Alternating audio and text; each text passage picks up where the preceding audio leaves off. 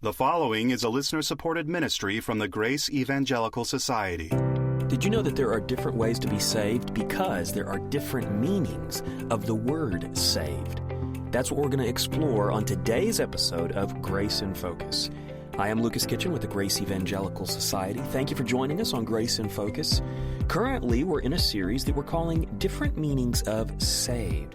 We're looking at 5 different New Testament books that use the word saved and the word salvation in various ways. Right now, we're looking at Philippians. So let's go right to today's discussion with Dr. Bob Wilkin and Shawn as they explore these truths. Here's Grace in Focus. Welcome to Grace in Focus. My name is Shawn. Hi, I'm Bob Wilkin. We've started a new series on salvation in 5 different New Testament books.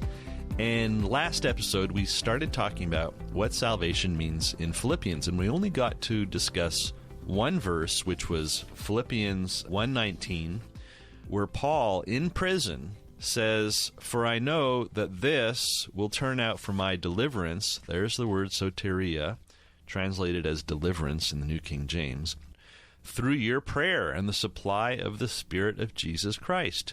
And in yesterday's episode, we were talking about, at least a couple of commentators said, this isn't about going to heaven when he dies. This is about vindication.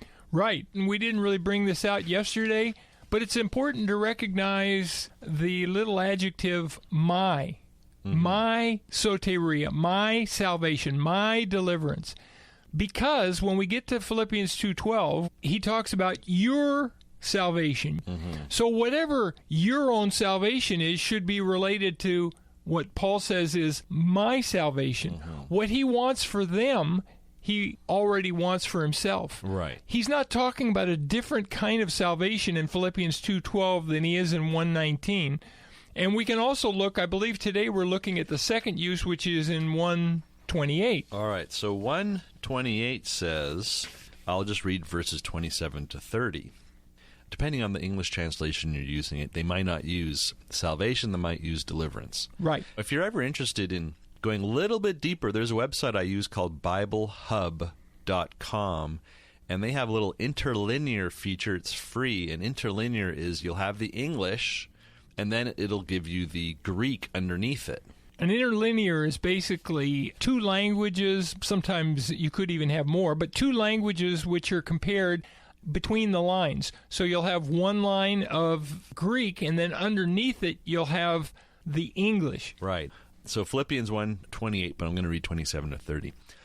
"Only let your conduct be worthy of the gospel of Christ, so that whether I come and see you or am absent, I may hear of your affairs, that you stand fast in one spirit, with one mind, striving together for the faith of the gospel, and not in any way terrified by your adversaries, which is to them a proof of perdition, but to you of salvation." Soteria, there's that word.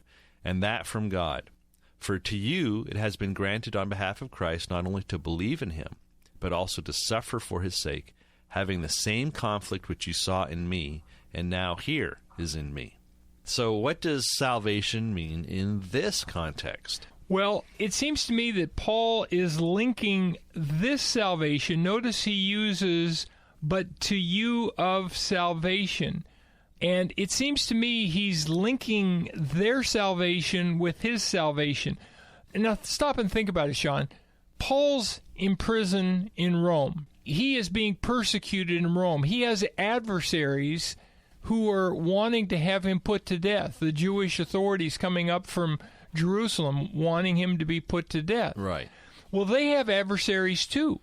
And he says here that you're not in any way to be terrified by your adversaries. Right. And so when he talks about himself being saved within the context of his adversaries, they also are going to experience a type of salvation related to their adversaries. And Gordon Fee, we talked about him the last time, in his commentary, he comments on the connection between the use of the word soteria in 1:19 and 1:28 and says this, quote, "The word salvation probably carries a sense very close to that in verse 19. Such salvation/vindication will not necessarily be manifest to the opponents, but it will become clear to the believers themselves. Now, other commentators don't mention this connection. Not all of them do. And they're not quite often as clear. For example, one of them, Robert Lightner, says concerning 128, he writes, "Instead, they were to be reminded at such times that their own victorious Christian response would be a sign that their opponents would eventually be destroyed. At the same time, it would be a sign that the saints would be delivered by God himself." Well, he does see a victorious Christian response, so I think he's on the right track there. But he's not specifically talking about this as being a vindication. O'Brien also doesn't make the connection. In his commentary, he refers to this as entering into Christ's eschatological kingdom. So he thinks when he says, "but to you of salvation," he's saying this is a proof they're going to be saved in eschatological sense. In an ultimate sense. In the last days. But in 119 and also 128, the context is dealing with the believer successfully handling his trials. And so what we shouldn't do here is say somehow Paul now is talking about deliverance from eternal condemnation. Even this reference to perdition. Well, I was going to ask that because it seems like Paul is contrasting their salvation to the perdition of the adversaries. The perdition can't mean we're handling these trials unsuccessfully. Right. Right. So what did Fee call it, or was it Lightner? Lightner said they would eventually be destroyed. I guess that's the perdition in his view. And that, by the way, is a good way to put it. Now, I think what Lightner means is eternal condemnation. Okay. But actually, the word apollumy refers to destruction, loss, decay. It can, in a small number of cases, refer to eternal condemnation. In my book, The 10 Most Misunderstood Words, I have a chapter dealing with lost, and that's the Greek word apollumy. Basically, what I show there is about 10% of the time it refers to being eternally condemned. Unfortunately, John 3:16, "For God so loved the world that he gave his only begotten Son, that whoever believes in him should not perish." That's apollumy. Isn't that a strong kind of evidence? So then that what this people is eternal? do is they go from that, and now every time they see the word perish, they assume it means eternal condemnation. Well, why wouldn't you see it in this verse? Well, the main reason I wouldn't is because it's being compared with, it's a proof of salvation. Well, it seems to me that their handling trials well can't be a proof that they are born again. There is no proof that we're born again other than the fact that we believe. Because if that were the case, then everybody would be going through some degree of confidence that they were born again, but nobody would be sure. Because you'd go through life and you'd say, well, I see some level of confidence or some level of proof. But it seems to me that what he's comparing it to is their salvation, and we've already, as Fee pointed out, we've already seen what soteria means for Paul in 119. Well, what it means for Paul is he seems to be sure of that soteria in 119, right? Well, how does he say it? I am confident this will work out for... I know that this will turn out for my deliverance. So it Right. seems like he has assurance of it. It's not a maybe. It's an interesting question because when he says, for I know, he's using gnosko, oida, and I believe he's expressing his confidence.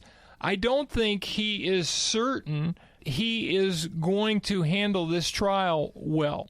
Now, maybe he has special revelation from God that he is going to handle it well. But when you look at, for example, 1 Corinthians 9:27, Paul says, I discipline my body and bring it to subjection, lest when I preach to others, I myself might be adokimos, disapproved. Right. So if Paul didn't know he was going to be approved in 1 Corinthians 9:27, I don't see how he could know he was going to be approved in Philippians 1:19. Right. So wouldn't that suggest then he's not talking about approval in Philippians 1:19? He is talking about eternal salvation because he knows he has this? No, I think he's clearly talking, it seems to me, about vindication and handling his trials in a way that magnifies Christ. But you just said he can't know that. Right. But he does know it here. What I mean by know is know it with certainty. Okay. When he uses the word know, he's using it, as we often do, to refer to something which we're confident of. Okay. I mean, it is hypothetically, he could be sure that he's going to handle his trials well. Yeah. But I don't think that's what's going on here. And when it gets to them, again, the same issue is, do they handle their trials well? Well, okay, so explain to me again how in Philippians 1:28, how the proof of their suffering is, how does that prove that they're going to be vindicated? Well, if they handle their trials in a way that magnifies Christ, like Paul was currently doing, that would be proof that they are going to be vindicated at the judgment seat of Christ. So they're standing fast, and they're striving together with one mind, and the not being terrified, those three things. Right. Those are proof that they're going to be saved in the sense of vindicated. At the judgment seat of Christ, they will hear Christ, well done. But all of this is contingent on that continuing. That's why when we get to Philippians 2:12, we're going to see Paul is calling them out and calling them to continue to work out their own soteria. And the perdition that the adversaries will experience is what? It's judgment in this life and judgment in the life to come. Now, these adversaries are mostly, if not entirely, unbelievers. However, it's possible you could have an adversary that was a born-again person who had lost their way. Well, they too would reap destruction for having persecuted believers. They would reap it in this life, but at the judgment seat of Christ, they would be rebuked for having persecuted a fellow believer.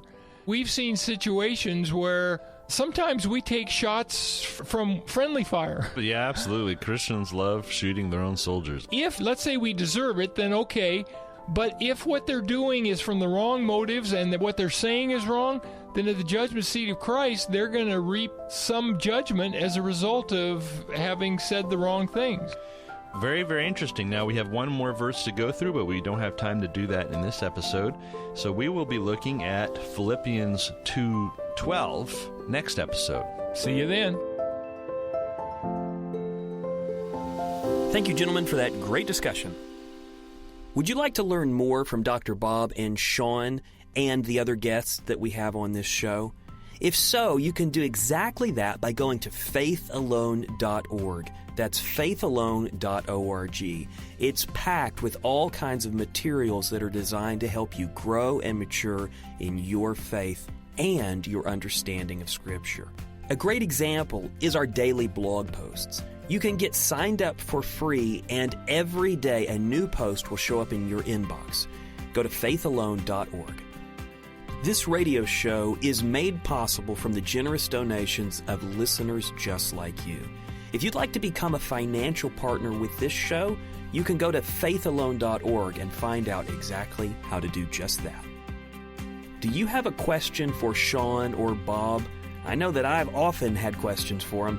If you do, I want to give you our email address so that you can reach out to us to ask that burning question. It's radio@faithalone.org. radio@faithalone.org. Tomorrow we're going to continue our exploration of Philippians, so join us for that. I'm Lucas Kitchen with the Grace Evangelical Society, and until next time, let's keep grace in focus. The proceeding has been a listener-supported ministry from the Grace Evangelical Society.